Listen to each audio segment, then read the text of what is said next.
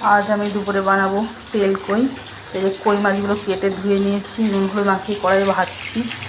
বিশাল বড় বড় কই, আস্তে আস্তে করে ভাজতে হবে।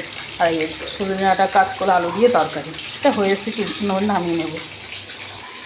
ডাঁটাটা হয়ে গেছে, আমি নামিয়ে নেব।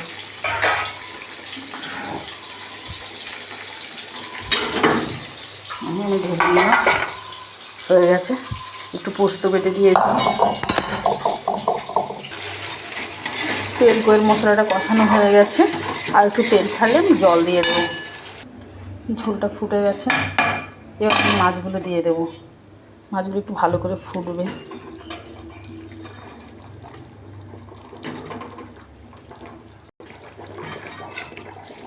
আর একটু ঝোল শুকিয়ে আমি নামিয়ে নেব। এই যে সাদা ভাত আজকে আমাদের দুপুরের মেনু এই।